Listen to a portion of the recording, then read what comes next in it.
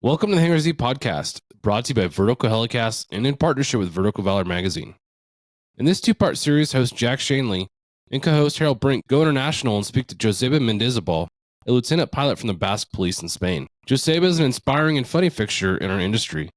His journey spans from aspiring pilot to military service and now a dedicated helicopter pilot for the Basque Country's police force. Join us as Joseba shares his experiences, including a memorable flight over New York City that sparked his decision to pursue his pilot assignment. During this conversation, we explore the transformation of Bilbao and the intricacies of modern policing. From personal anecdotes about military training to discussions on resilience and teamwork, this conversation highlights the critical role of helicopter pilots in law enforcement and the significance of industry training and networking events like PavCon. Our goal with the international conversation is to connect and engage with our international brothers and sisters in public safety aviation. Sharing insights and experiences, along with best practices across international borders, strengthens our collective efforts. Together, we can learn from one another, celebrate our shared passion for aviation, and enhance our commitment to protecting and serving the public.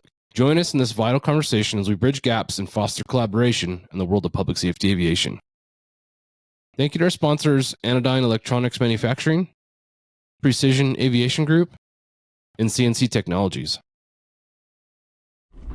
Welcome to the Hangar Z podcast, brought to you by Vertical Helicasts. The Hangar Z podcast is the first and only podcast dedicated to promoting and exploring the personnel and equipment behind the missions in public safety aviation. Join your host, John Gray, Jeff Ratkovich, and Jack Schonely. Still southbound, skidding to a stop. Stand by here. Looks like you're getting ready to bail. Heads up, guys, bailing. Okay, the guy, he's running through the house, jumping the fence, threw the shotgun, threw something out. Grabbing the shotgun. Don't go over that fence. Don't go over that fence. Grab the shotgun again. He is armed. Stay there. Hold your position. 4 on the stop. You're in custody. Good advising code 4 on the stop. Welcome to the Hangar Z podcast. I'm your host today, Jack Schonely. With me as a co-host today, all the way from the Netherlands, is the elusive Harald Brink. Harald, welcome back. Thank you. Honored to be back. Thank you. It's good to have you back. Behind the scenes today, producing today, is the creator of the Hangar Z podcast, John Gray. John's going to be producing today. He's made a very poor decision in letting Harald and I run the show on this podcast. He may regret this, but Harald and I will do our best to uphold the professionalism of this fine podcast. For my part, you can put subtitles under it.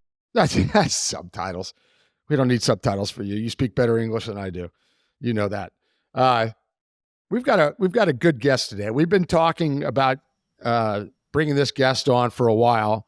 He's somebody that Harald knows well, and I got to know a little bit over the years, and we have lots of mutual friends from around the world, and he's coming to us from Spain, España, today. We'd like to welcome you, Joseba Mendizabal. Thank you very with much us today. Yeah, thank you very much. Joseba, it's good to see you, and for those that are watching on YouTube, we can see each other. It's good to see you. It's been a while, and we're anxious to have a conversation with you. Joseba is a very interesting man. He's got an interesting background. We're just gonna have a conversation with Joseba today and go through his background and tell us a little bit about what's going on in Spain in the law enforcement aviation world.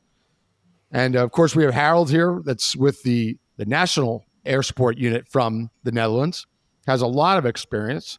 That we'll talk about how these two cross paths regularly with PavCon and with training and other things.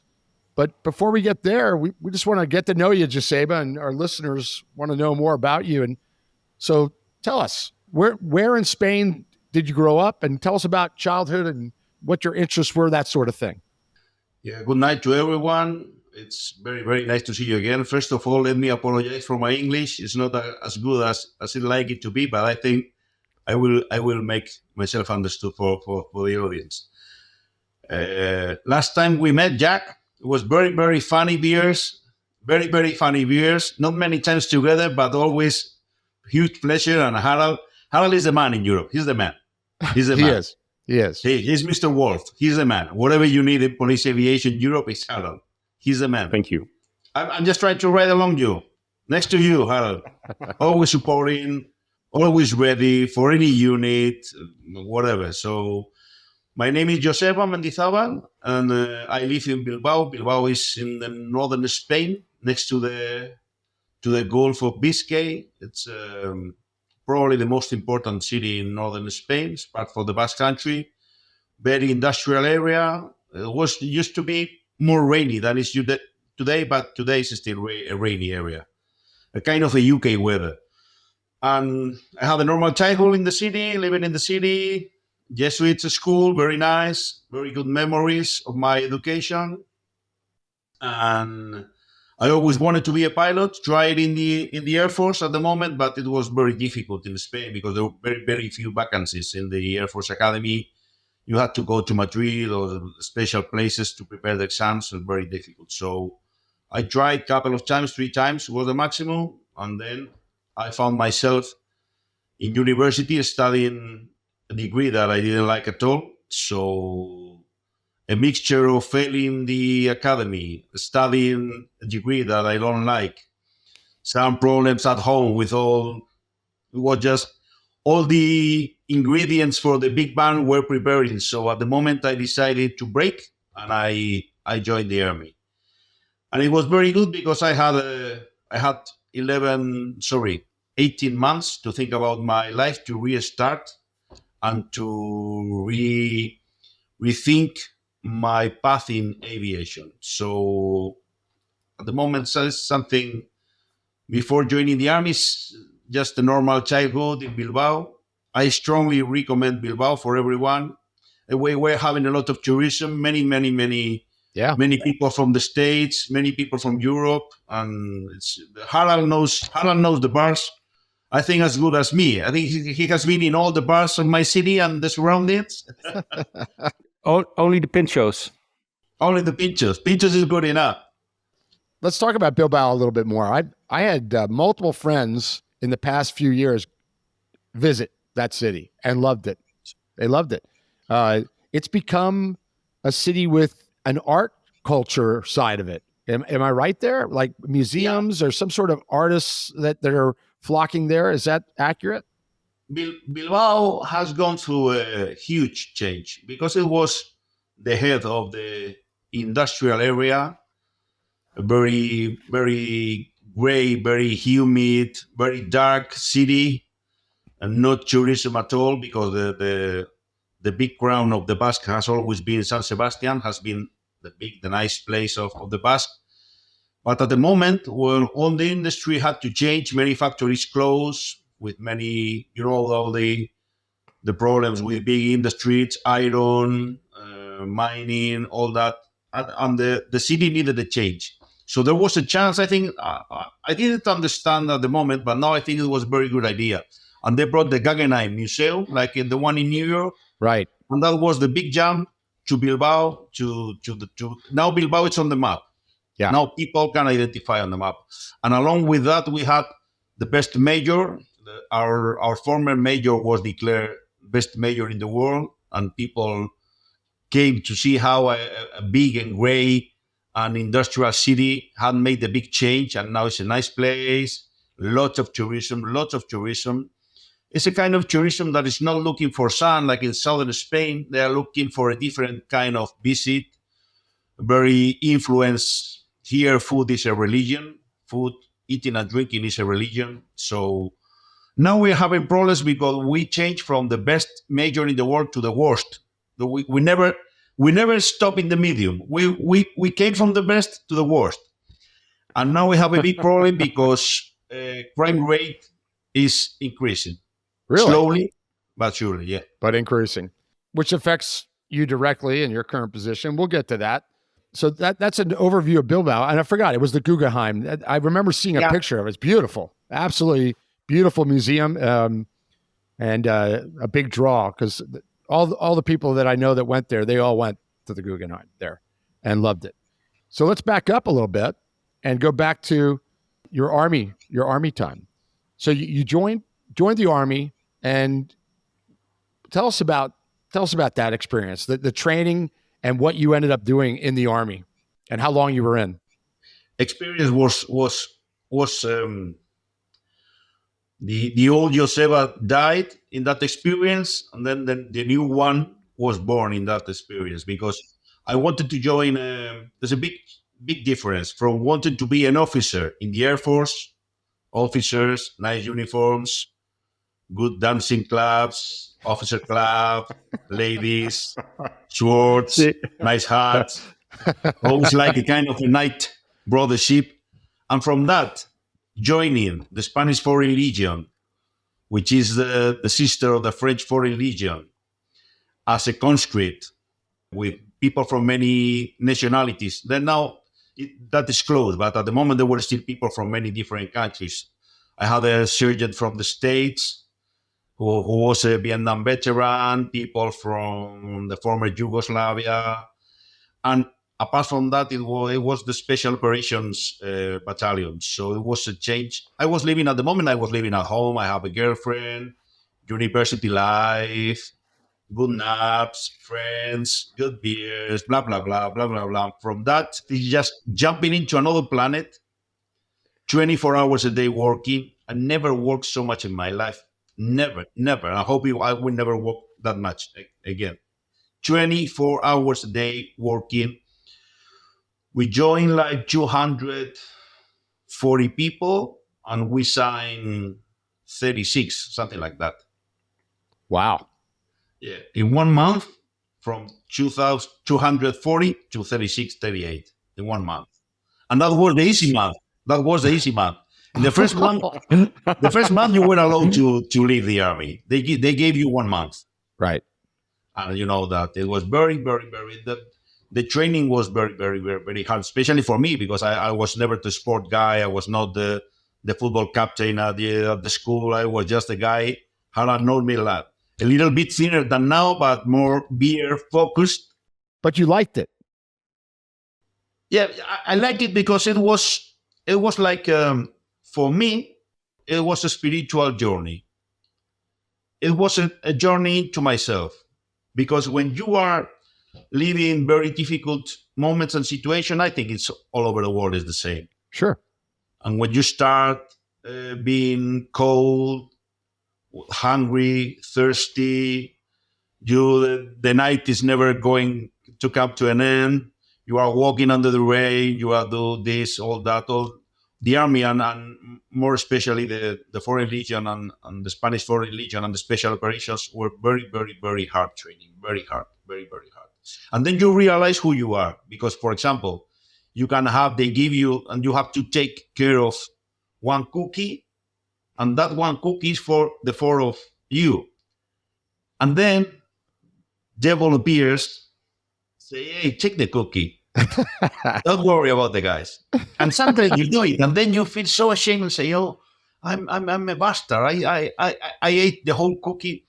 So it's apart from all the technical issues, you can learn technical issues everywhere: parachuting, shooting, survival, whatever, all the special operations. I think that most of your audience is from the US, isn't it, Jack? Probably, yes, I would say so.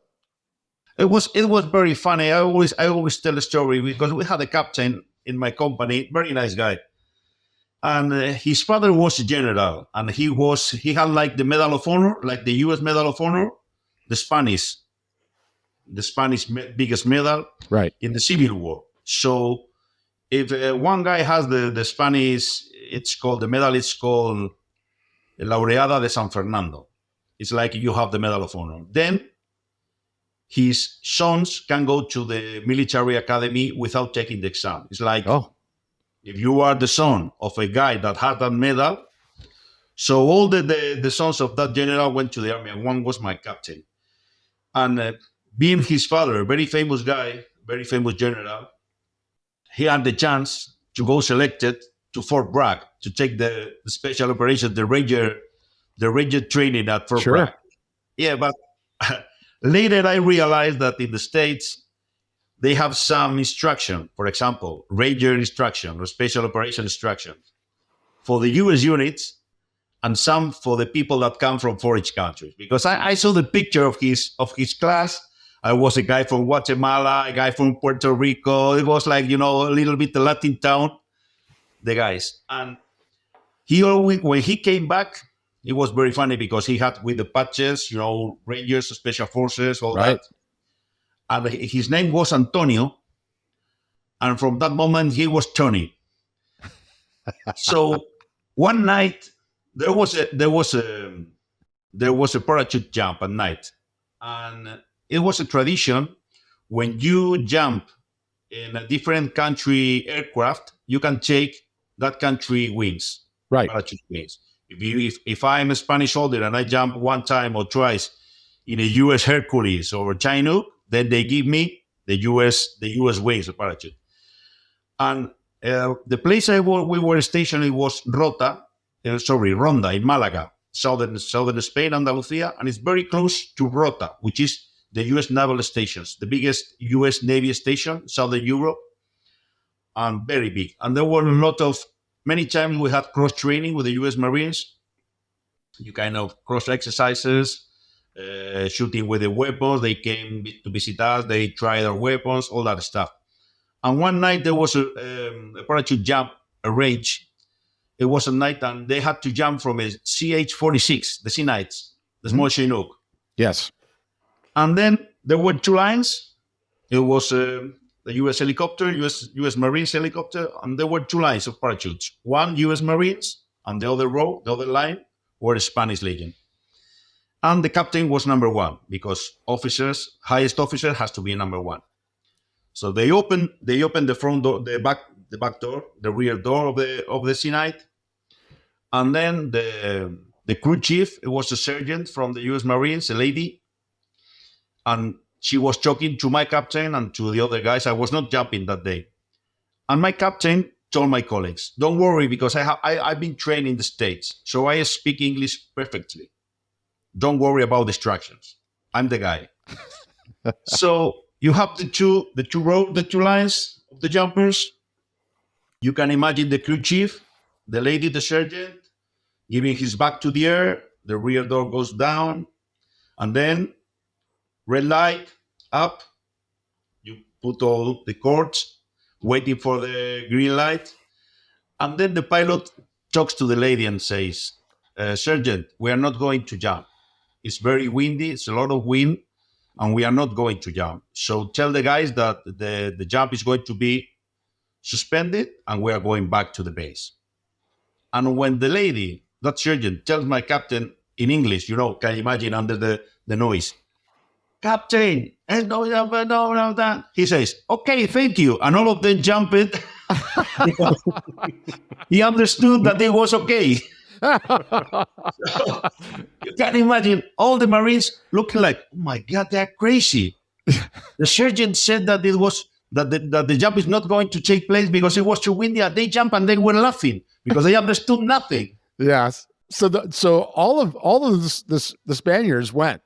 They all followed the captain. All of them. And the Marines didn't go. No, because it was a no-go.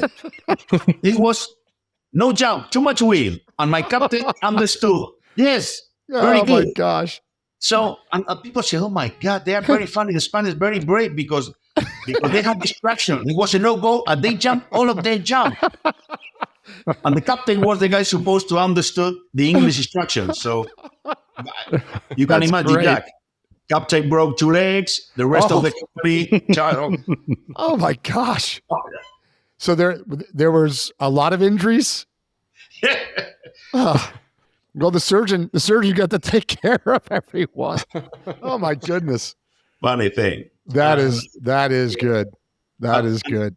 At that moment, we used to fly a lot in helicopters. So I decided to try to go back to aviation in the helicopters. And I thought it and say, okay, the Air Forces has not been possible. So maybe the police, why not the police? And that's the place I started to think about to become a helicopter pilot in the police. You thought about it before that, about flying, obviously. That was a goal, but that's when you really got to, you were in the helicopter, you're working with pilots, and it really set in that that's what I want to do. Yes. And now you're just finding a way to do it. Thanks to our sponsor, Anodyne Electronics Manufacturing.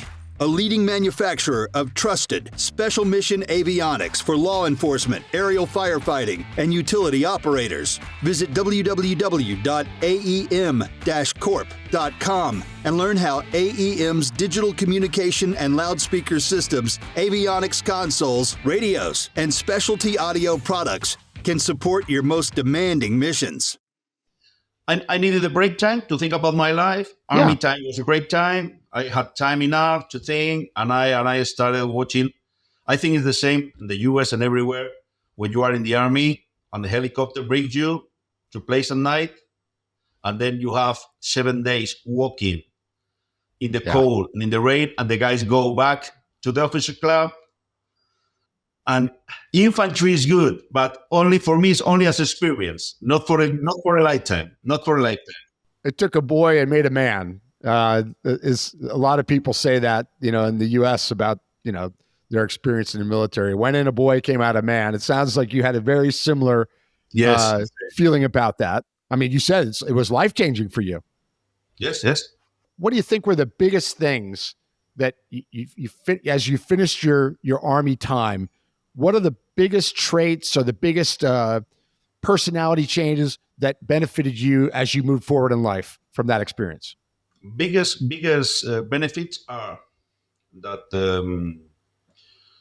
to be able to serve your country, getting very, very few things, very low, just to service, because you have to service. And it's a life of service that you can put it in your family, in the police department, in your country, to service.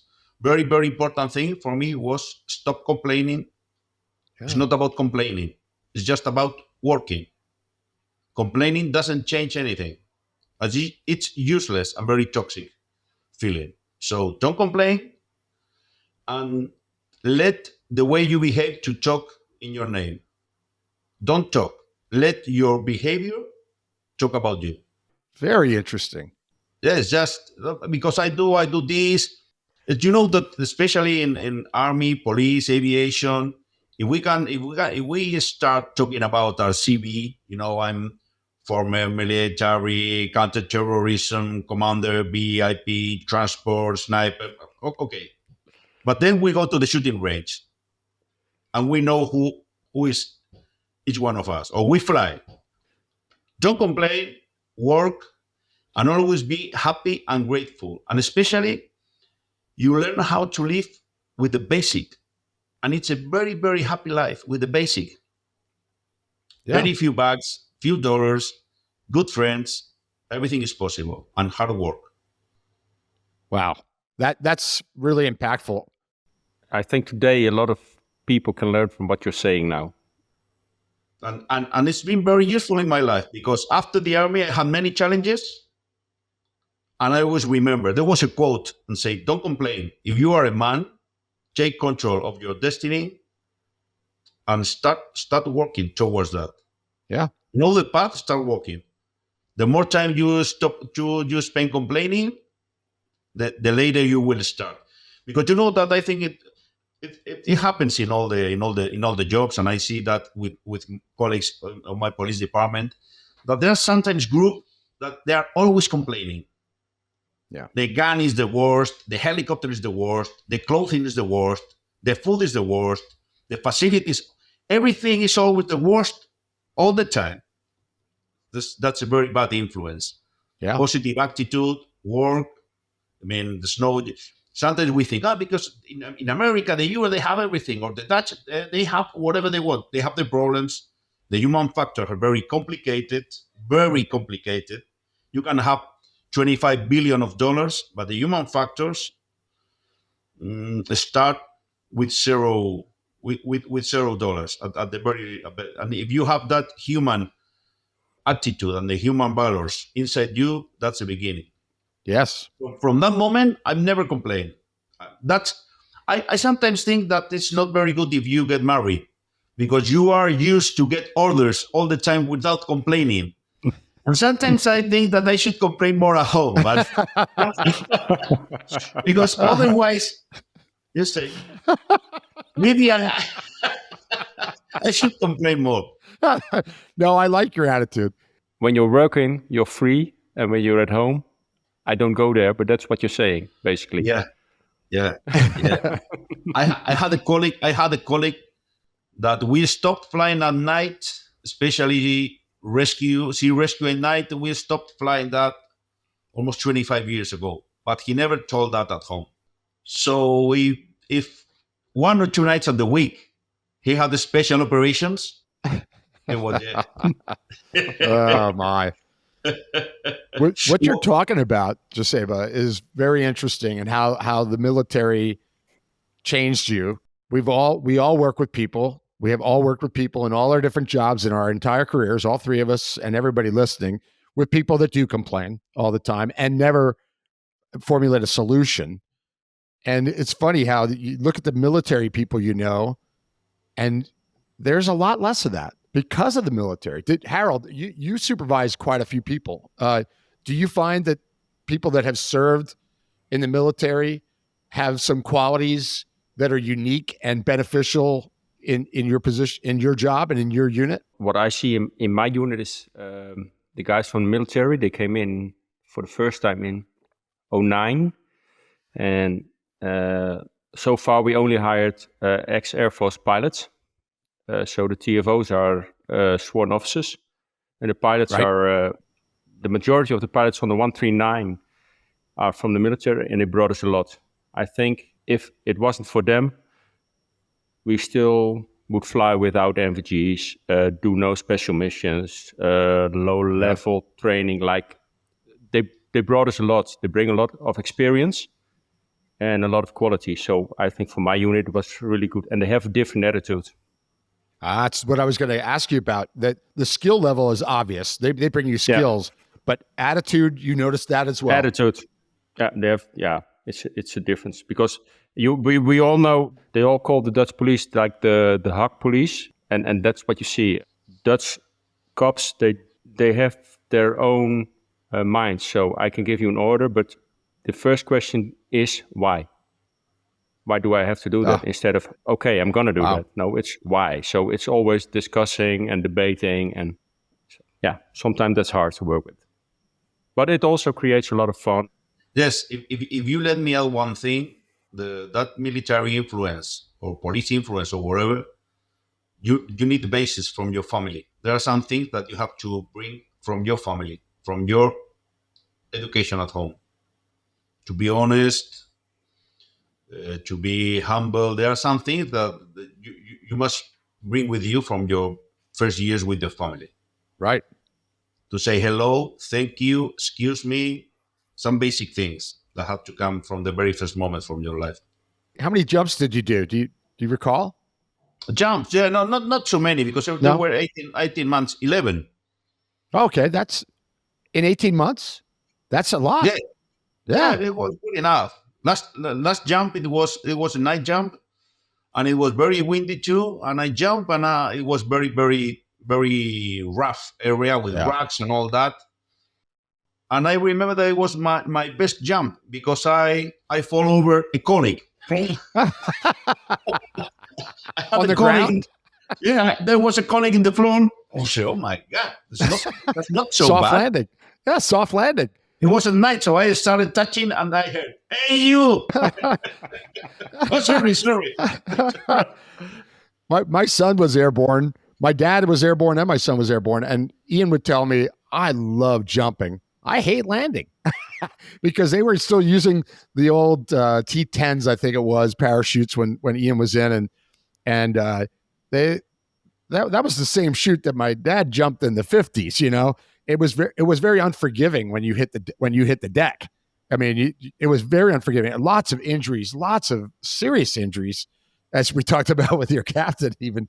But 11 jumps, that's a lot in an 18-month period. If you jump in the military, there's always some flights that you are.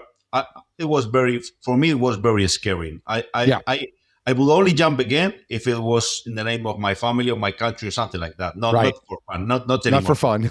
Not for fun. Not for fun. That's great. I find very good fun in many other things.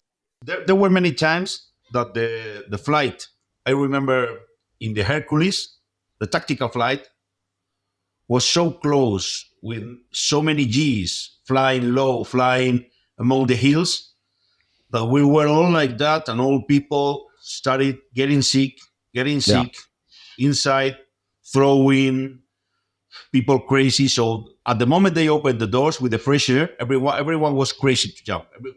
They wanted I got to get jump. out of here. Yeah. Military is a very good school for many things. It is.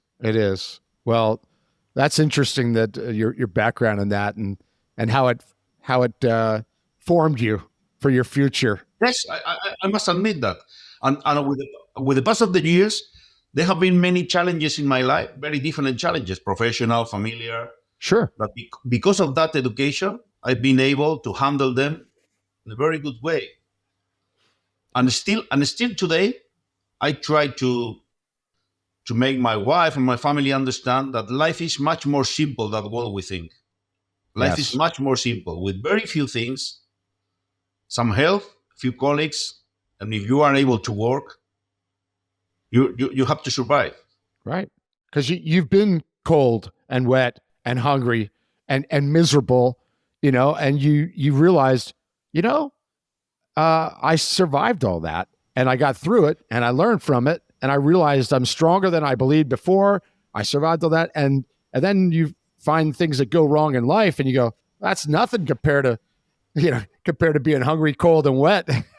Right. I have colleagues that they remain in the army.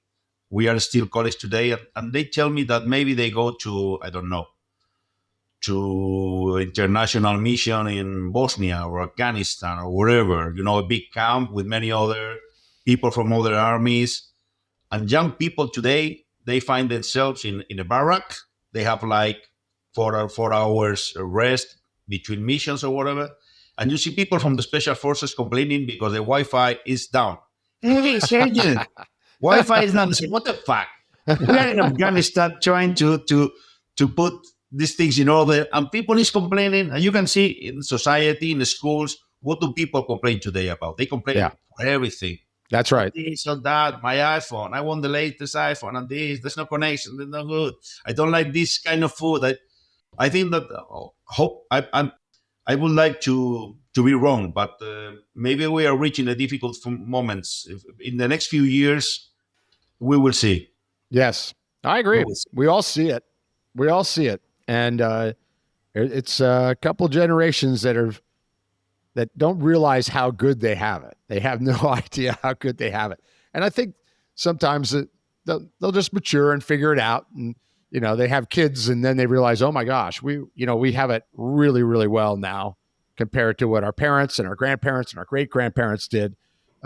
We all are much better off in every way.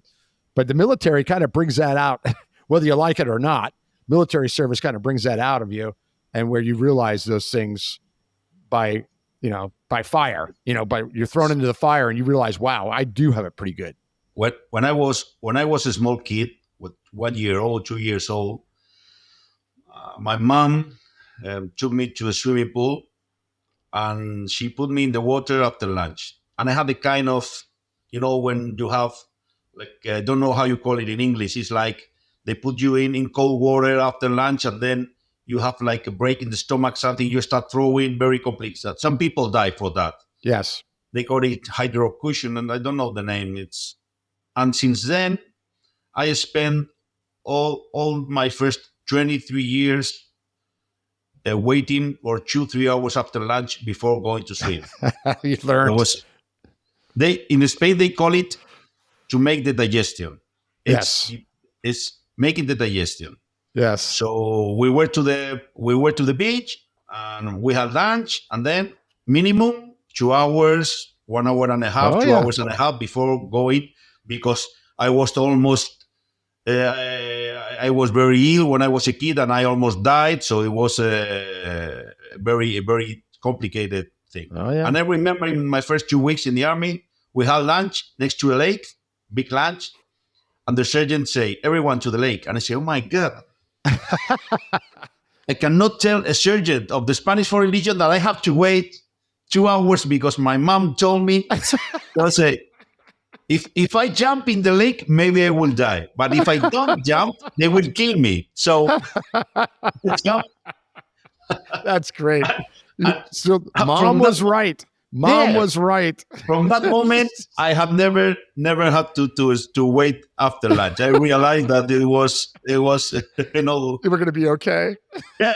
That's great. Oh my God, I cannot tell the sergeant that, hey, sergeant, sorry, I have to wait 2 hours. My mom told me they killed you. Joseba, that's great.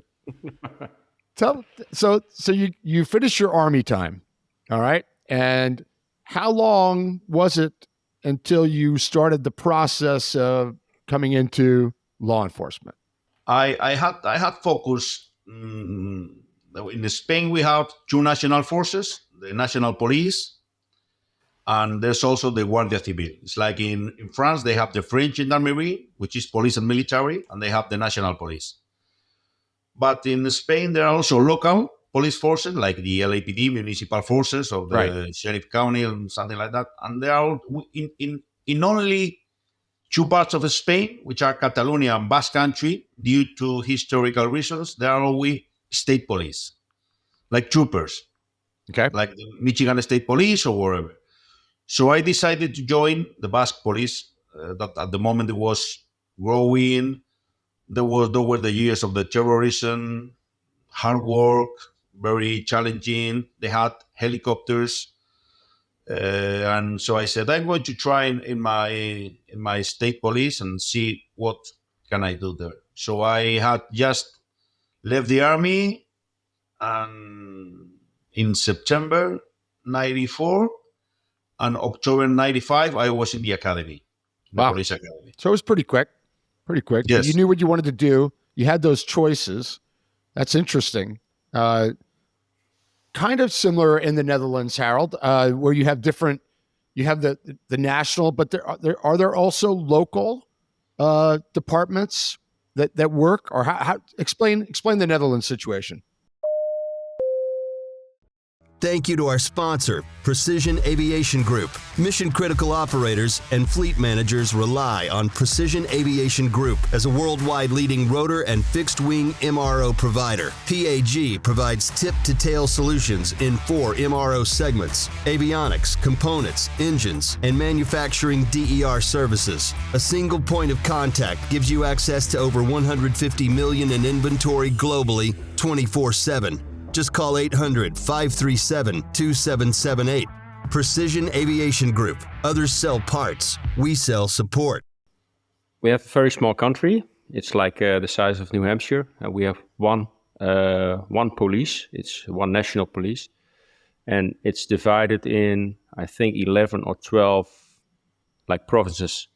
And they have their own force, but they're a part of the national police force. So everything regarding what the police does is made in our government capital, The Hague. So that's where also the big chief is. So we have one chief for the entire country. That's how it is. That simplifies things in that you all went to the same training. You're all part of the same department. You just happen to be assigned to Rotterdam or The Hague or correct. or Arnhem or whatever. To that area. So for your IT stuff or something, you go to your own district, your own province, but it's everywhere the same. So I can log in on my own name when I'm in the northern part in the country, but also when I'm on an island or when I'm in the southern part of that's everywhere. Yeah. So my badge number is known in the entire country. So it's a unique number. It's not like LAPD, you have a badge number, but there can be a colleague in the NYPD with the same badge number you had in Los Angeles. Right. That's not possible here. Right. So it's nationwide. Yep. Got it. We have the military police, like Jack, with the MP5s. Yes. And MP5s. Yeah. See, that's another story. But that's a whole other story. But they help us out. So because the military police, they do also the border control and border inspections, and they are on the airfields. But they also help the normal police out, and they have the same. They can do the same things the normal police does, but they have to be appointed to the area where they want to do that. So Joseba, for you in Basque with the Basque police, which is similar to like a state police unit for that area, did the national guys and the local guys and state, did they all go to the same police academy, or is it separate? It's separate. You have the Guardia Civil, which is the military police in Spain, and they have some missions, like for example, airports, harbors, and also they take care of normal police missions in the countryside. And the national police, which is civil, they also have like national duties, like documents, passports, and they take care of police missions in cities. I think it's what the city is over 50,000 population, then you get national police. And if it's smaller, there's Guardia Civil. Guardia Civil, it's always it's widely shared among the mountains, rural areas. But 80% of the missions are the same: drug, smuggling, crimes, investigation, CSI. So did you end up as an officer in Basque? Did you end up working alongside them and with them within your job? You get many missions along with them, but we had our own academy, and the small police forces used to have like small academies in Gotcha. Spain. But now, for example, in the Basque Country, both the Basque Police and the local police go to the same academy. Gotcha. A different uniform, and then it's like, I don't know, it's like all the police departments from California and the state police, they go to the same academy. And Gotcha. then you go to San Bernardino, to LAPD, or you stay in the state police. And we sometimes, for example, I 10 minutes before join the program, I have just landed because we had the visit of the King of Spain to a city in the Basque Country, and everyone was there. Local police taking care of the traffic, national police with their issues. Right. We were taking many other protection duties. Helicopter was ours. It's like you take a piece of the cake, depending on what are your missions. So we usually get together. Does it work well? I mean, do you work well together with those other agencies on incidents like are in situations like you just did tonight? It has improved a lot. But when I joined the police, no one told the other guys about their missions. No one told it. Yeah. So you could find three forces working on the same terrorism issue. Yeah. Sometimes you find yourself looking at some strange guys in the same street, just taking care of who is that guy, what are they doing, those guys with your handgun inside your jacket. And there were like two different forces working on the same issue. So we have even shootings among the police forces. Yeah.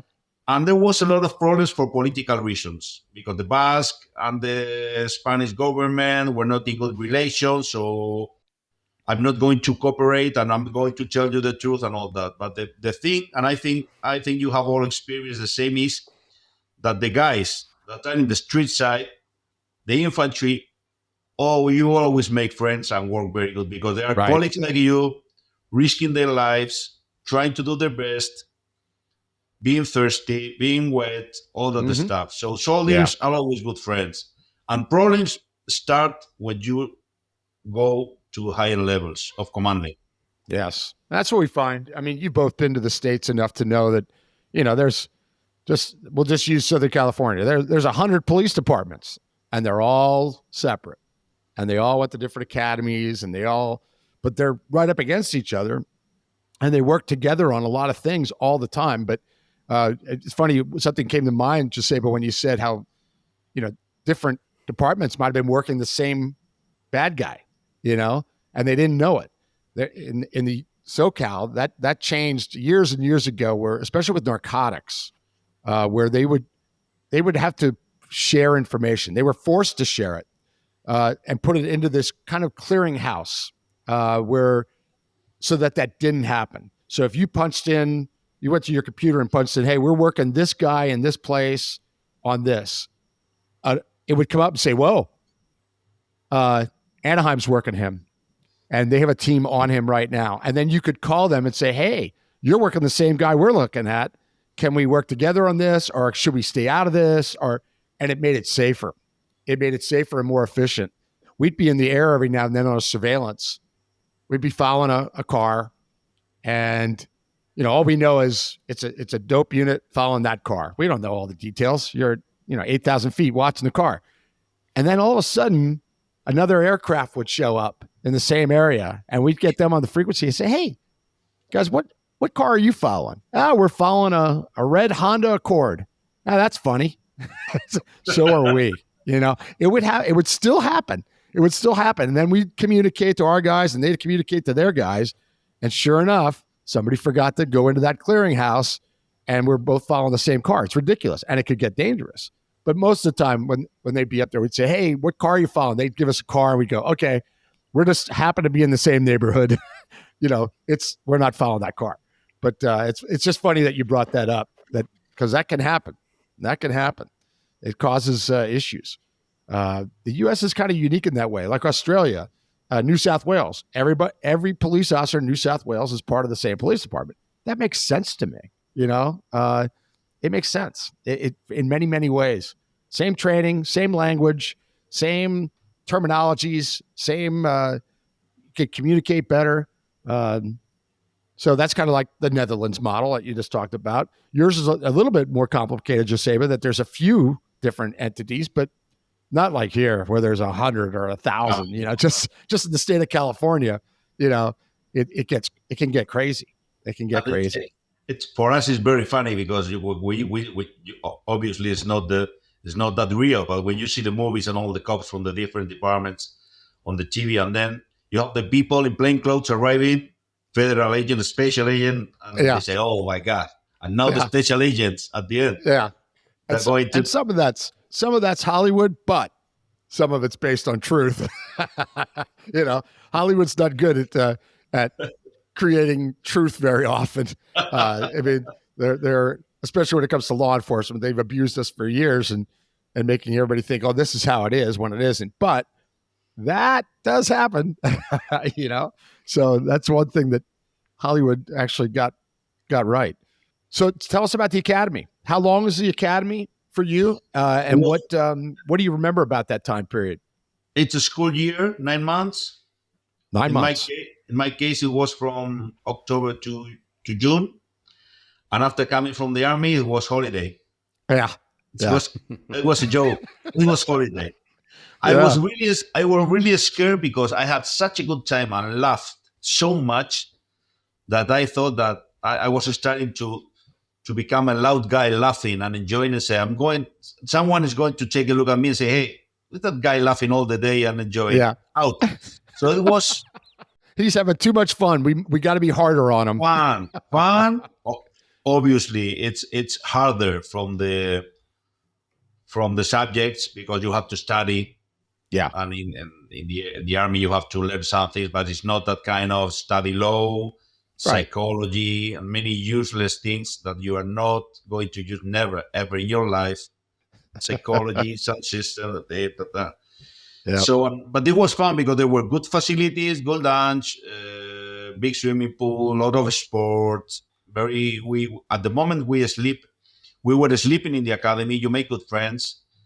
And now I remember, because Harald told me the same, they have the people from the Basque Police and also from the local police forces. So there's not room enough for them to sleep, and everyone sleeps outside the academy. And it's the spirit, the corps, the feeling of becoming part of the team. It's really a big injury for that. Yeah. Because one of my uncles is a postman. And it's a very nice job, but we are not postmen. Yeah, that's right. And it's like they think it's like you go from 8 to 3 p.m. and it's not that way. It's the link from the police with the military should be bigger in that sense. I'm not talking in other senses, but yes, living together, sleeping together, sharing from Monday to Friday. All those moments you have drinking a coffee or going out for dinner one evening, then that brothership is. I think what you create is one for all for one. with the system when you have to stay in the academy.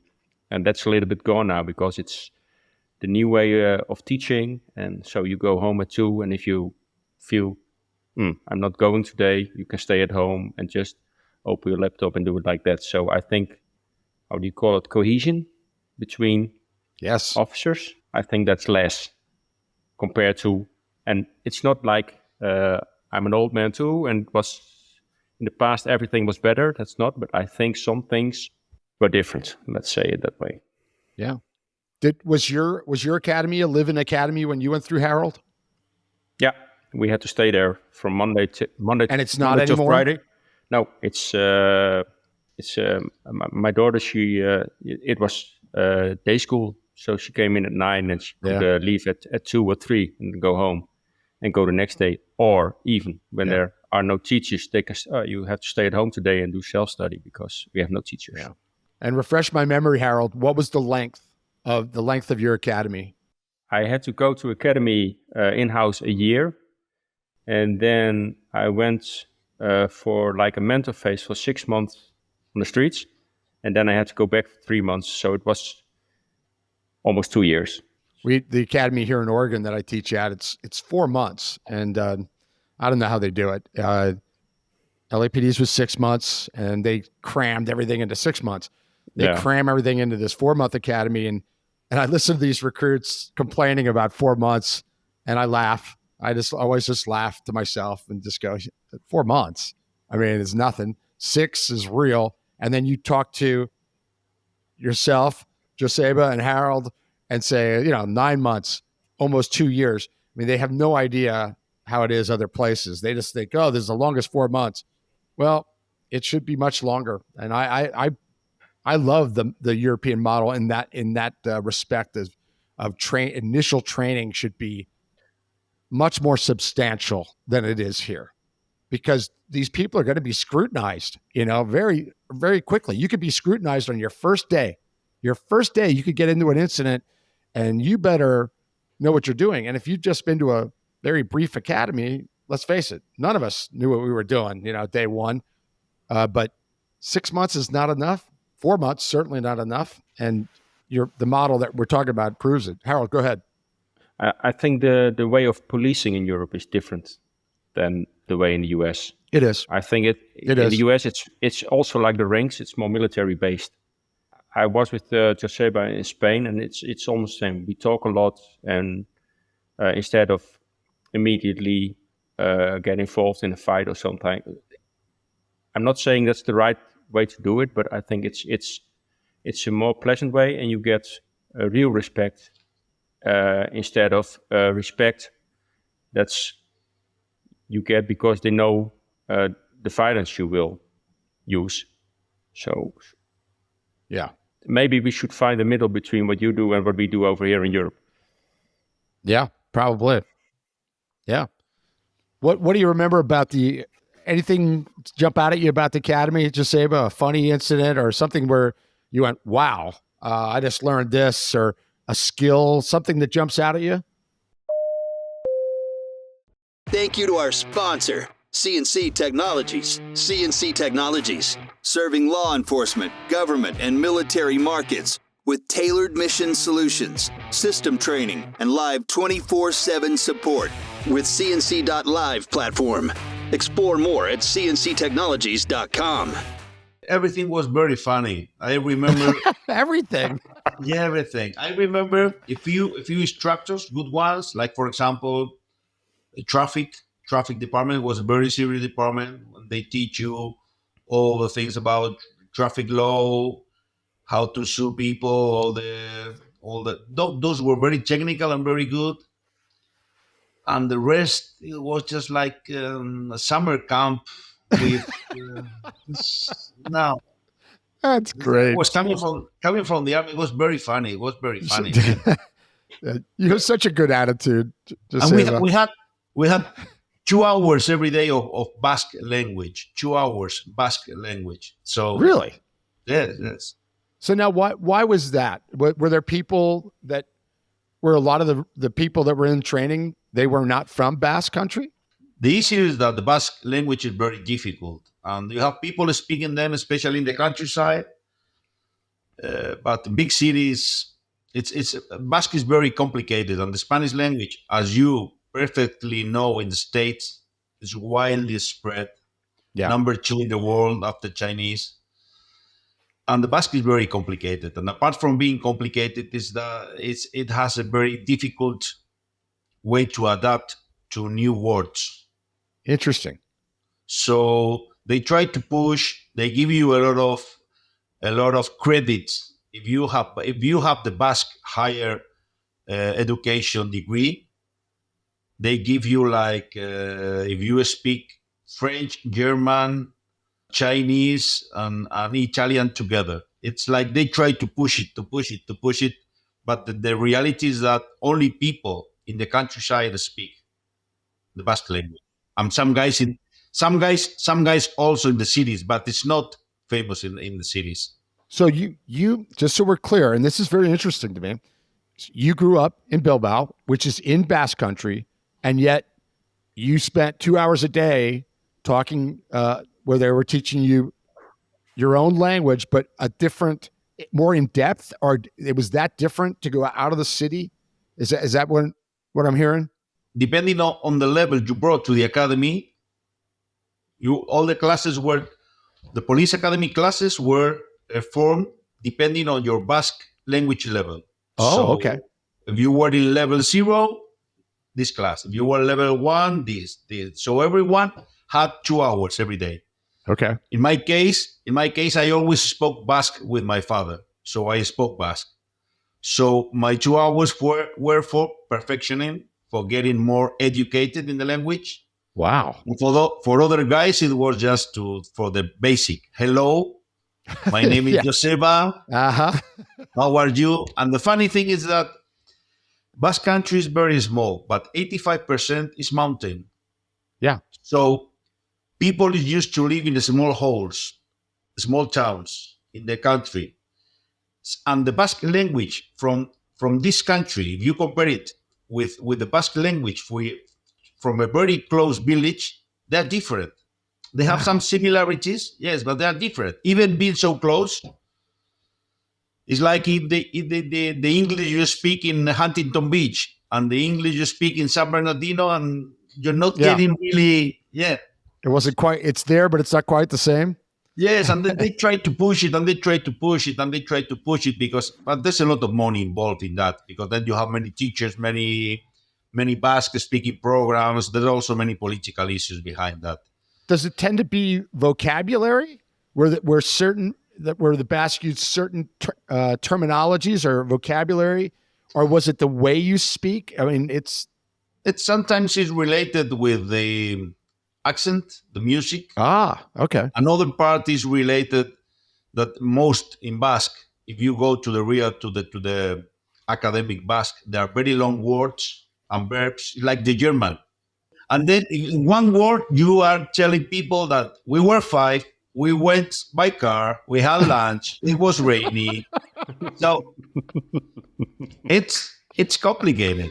So That's you interesting. try to use the short words. Yes, no, correct, funny, thanks. It's complicated. So after your, that's great. So after your 9-month holiday at the academy, you graduated with a smile, and your stomach hurt from laughing so much. What was next? What you went out and where did you work and what did you do initially? I was living in Bilbao, and I have how can I say, my reports, my position in my class. I was in the top of the class, so we had the chance to choose destination depending on your reports for the beginning of your career, because Basque Country, we are 3 provinces, and my province, Biscay, gives around 85% of the police people. So we have less vacancies in my province than in the rest, because we are the most. So many of the guys have to travel at some moment to the San Sebastian area, because that area gives less people to the police force. Okay. So someone has to go. So at the very first moment, we had the chance to choose, and I chose. I had friends there, and I chose a very good police station near to Bilbao, kind of second biggest town in my province. And I had the chance to go there with very, very good police officers, and we were, working the typical missions like robberies, patrolling the streets, from medical attention to someone that has an accident, get injured, some drug, those kinds, when working in uniform. Basic police job, working in uniform, but very nice guys. But even when you were doing that, you're already thinking about that helicopter, weren't you? Yeah. At the moment, I remember myself that there was no internet. That was 1996. I remember myself internet was starting. That I wrote to a U.S. pilot academy, HAI. I think it was in California. It was Heli something. It was one of the biggest. Many years ago, it was bought by a UK company, and I think they were in Concord at the first time. It was very famous in Spain, and there were some guys going from Spain. They wanted to learn to become a pilot. They used many people from fixed wing and rotary wing used to go to the States because it was cheaper and it was different way, because here it was very difficult and very expensive. And at the moment, the Spanish Aviation Agency, they said that anyone coming with a U.S. license was not accepted. They had to go over all the theory, all the exams again. So they were losing money. Right. So I started looking how to do it. At the moment, the Basque Police had 4 or 5 helicopters flying.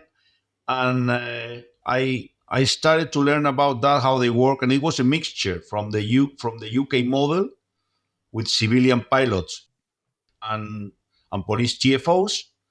And there were also the first 2 police pilots. It was a mixed fleet, a mixed group of pilots. Right. 5, 6 civilians and 2 police officers.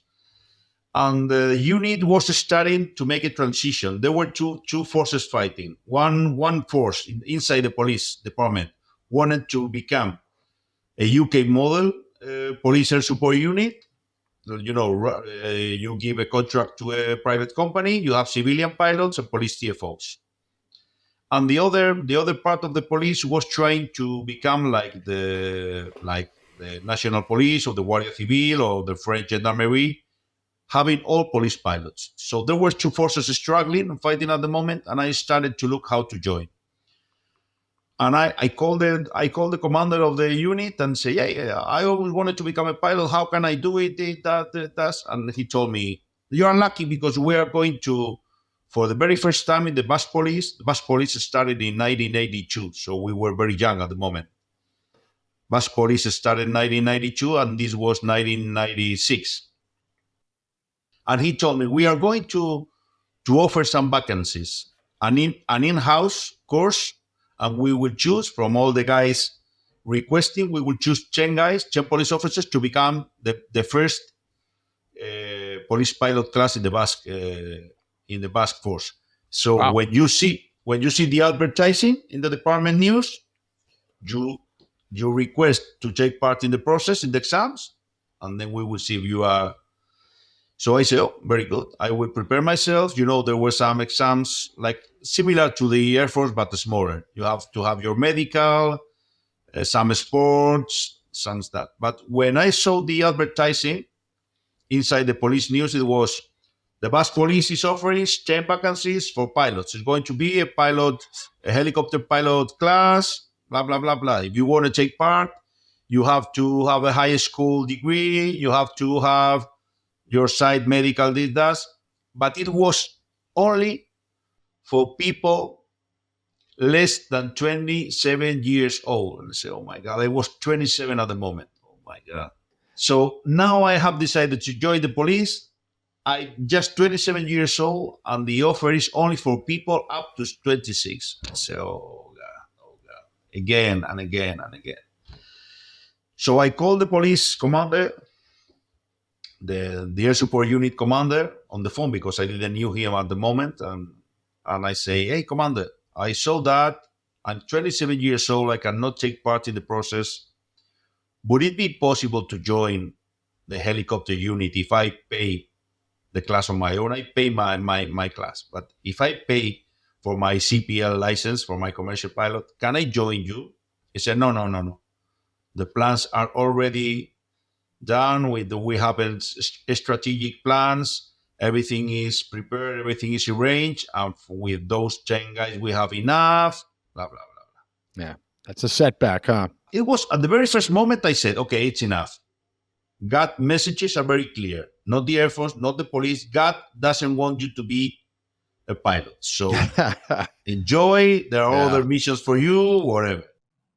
And there were some months that I stopped thinking about it, and I say, okay, forget it. I will try to go to other unit, I don't know, to the SWAT team, or maybe to narcotics or whatever. So I stopped. But I had a trip with two colleagues to New York City. The three of us went to New York City. I think it was 98, 99. One of my colleagues was a former colleague from the army, and the other was a colleague from Bilbao, from my city, and we were the three of us to New York. And we decided to go and take a trip on the Liberty helicopters tour, the famous Liberty helicopters tour.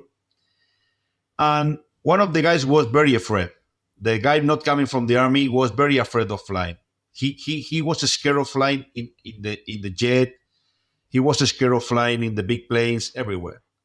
So we tried to convince him to jump into the helicopter with us to fly over New York City, and he didn't want. So I said, okay, you're not coming. And we realized that it was at night. So we had the last flight of the day, only the two of us in the front of a star with the pilot. The two colleagues and the pilot in an A-star at night. It was a young pilot, and my colleague told me, say, hey, tell the pilot that we come from the special forces, so we don't want the Japanese tourist tour. We want the special flight because we're alone.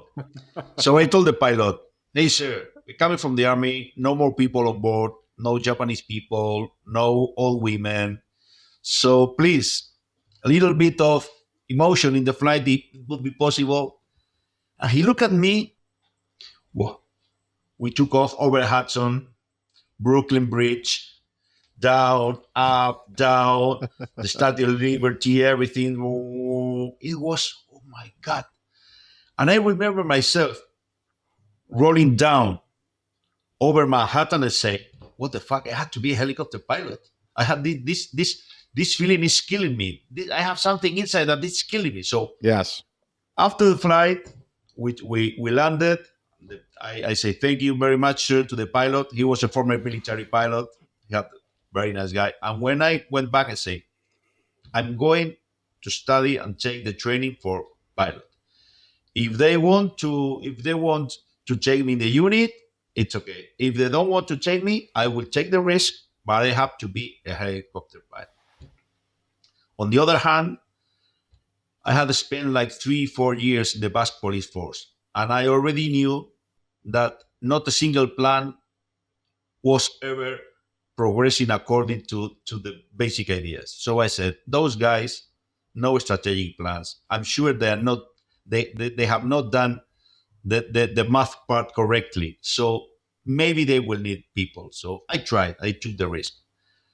And when I passed my exams, I call again the commander and say, hey, just to let you know that I have my commercial rating, and he said, very good, because we need people. We didn't make a good calculation. I said, those are my guys. Those are my guys. I know how you work. It's a country club. So they took me and I joined the helicopter unit at the moment. And after me, some other guys follow the model and pay for the training, and they are now on the unit. And just to go back, because you touched on it, you ended up doing your training in Spain. But on your own. On my own. So that you could get that to that commercial level and apply. So you did that on your own. You dedicated your own time and money and effort. Yes. I had to go to Madrid at the first moment, and because there was no helicopter training in my area. So I had to go to Madrid, but I had former army friends there, so I had very good chance to live with them. I had a lot of help.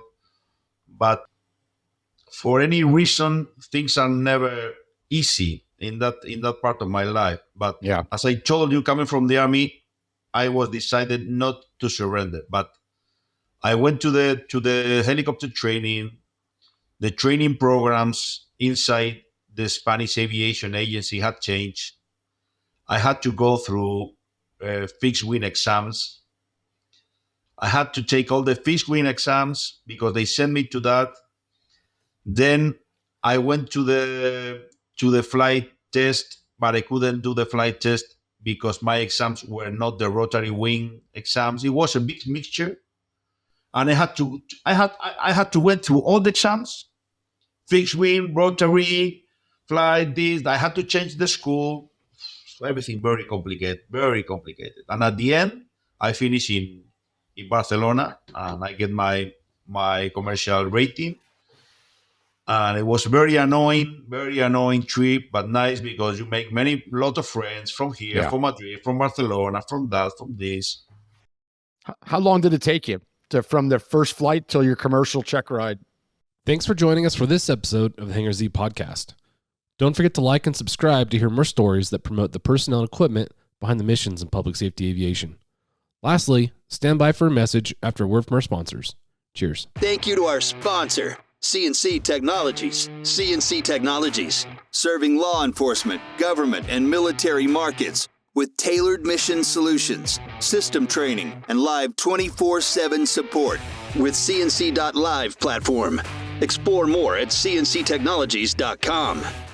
Thank you to our sponsor, Precision Aviation Group. Mission-critical operators and fleet managers rely on Precision Aviation Group as a worldwide leading rotor and fixed-wing MRO provider. PAG provides tip-to-tail solutions in 4 MRO segments: avionics, components, engines, and manufacturing DER services. A single point of contact gives you access to over 150 million in inventory globally, 24/7. Just call 800-537-2778. Precision Aviation Group. Others sell parts. We sell support. Thanks to our sponsor, Anodyne Electronics Manufacturing, a leading manufacturer of trusted special mission avionics for law enforcement, aerial firefighting, and utility operators. Visit www.aem-corp.com and learn how AEM's digital communication and loudspeaker systems, avionics consoles, radios, and specialty audio products can support your most demanding missions. Thank you for tuning into this episode of the Hangar Z podcast, brought to you by Vertical Helicasts and in partnership with Vertical Valor Magazine. In this 2-part series, we've had the pleasure of connecting with Pilot Lieutenant Joseba Mendizabal from the Basque Police in Spain. We hope you enjoyed hearing Joseba's engaging stories and his reflections on the transformation of Bilbao and modern policing. This conversation not only highlights the importance of resilience and teamwork, but also underscored the critical role helicopter pilots play in law enforcement and the value of events like PavCon for industry networking and training. Our goal with these international conversations is to foster connections with our international brothers and sisters in public safety aviation.